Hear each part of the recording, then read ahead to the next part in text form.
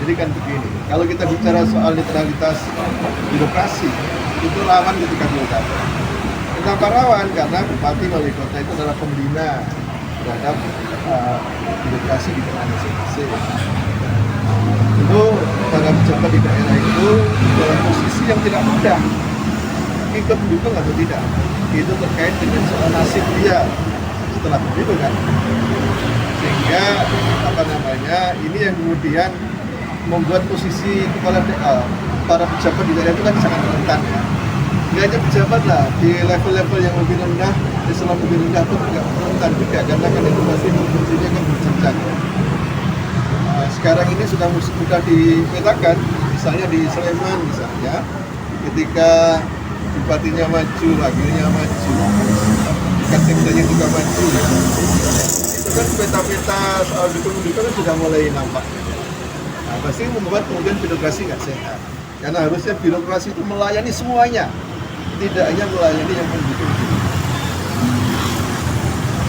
Harapannya Pak, ada mungkin lembaga mungkin laporan atau penonton Pak dengan ASN yang tentu kita sudah kolaborasi dengan seluruh lembaga instansi ya yang terkait begitu kira-kira. Memang dalam konteks itu terkait penindakannya tidak lewat Bawaslu, tapi seluruh pelanggaran yang kaitannya dengan pemilihan itu maksudnya memang lewat kami. Tentu dalam hal kita menemukan indikasi adanya pelanggaran, kita akan teruskan ya temuan itu kepada lembaga itu.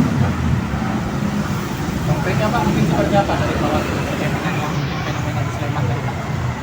Yang mana Mas? Jadi kalau dalam potensi itu masih kita mitigasi agar yang potensi melanggar tidak terjadi pelanggaran. Misalnya soal bansos, itu kan belum terjadi. Nah, tentu kita mitigasi agar kemudian tidak digunakan untuk kepentingan pemenangan tertentu. Jadi masyarakat boleh khawatir, ya. Kita juga khawatir. Tapi yang penting ada langkah-langkah nyata yang bisa kita lakukan agar kekhawatiran kita itu tidak terbukti. Minimal kemudian terkontrol lah begitu kira-kira ya. Itu upaya yang bisa kita lakukan. Oke, sama-sama Mas.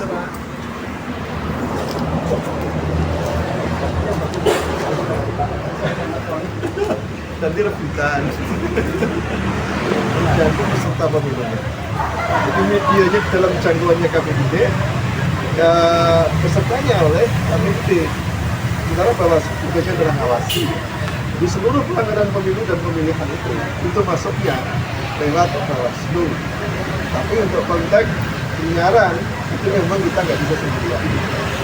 Harus kolaboratif, dan itu perintah undang-undang. Agar apa? Agar fungsi-fungsi pengawasan pemantauan itu lebih efektif. Pengawasannya itu seperti apa? Tentu kita akan sering koordinasi.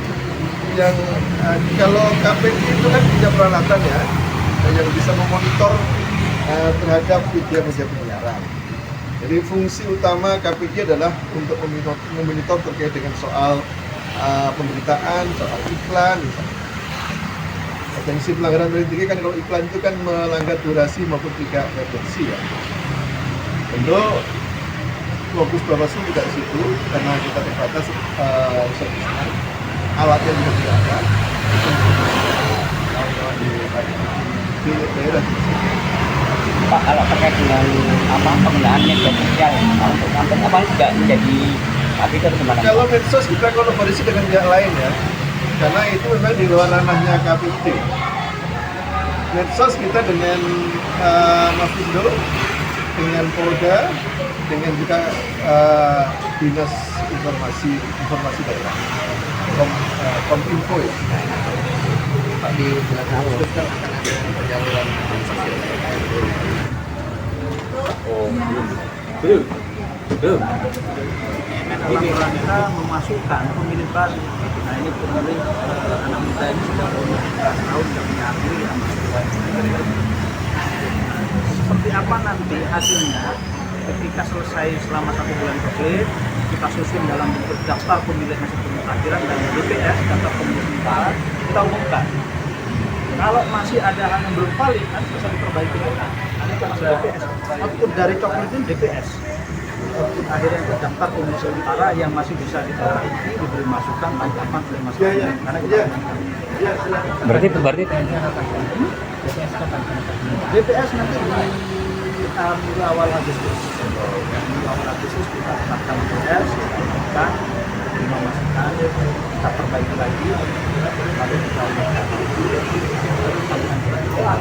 Mbak, berarti tanpa pihak keluarga menunjukkan surat kematian bisa langsung dicoret pihak kalau keluarga? untuk keterangan kematian itu harus ada surat keterangan sertifikat kematian dari KPU menyatakan kematian. Nah itu jadi yang disebut meninggal secara hukum itu dalam proses pendataan itu meninggal yang kalau tidak ada gimana nanti diproses lagi.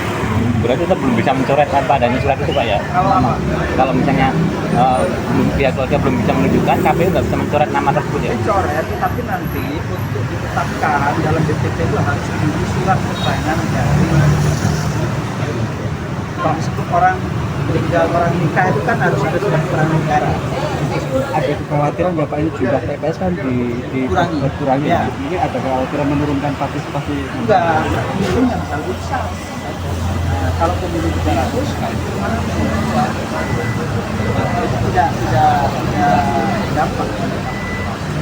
Itu yang pertama. Yang kedua, memang kita tidak akomodir itu di luar penduduk setempat. Yang punya hak pilih kan hanya warga. Pengawasannya Pak kalau yang pemilu lah Kita lihat dari hasil profilnya ya, tapi dari data awal yang masuk dari sinkronisasi hasil pemilu terakhir DP4 itu tidak jauh berbeda karena memang pemilih pemula yang banyak pemilihnya juga ada masukan dari mahasiswa luar itu, tapi kan tidak iya sekitar 40%. Kemarin kan 41% ya.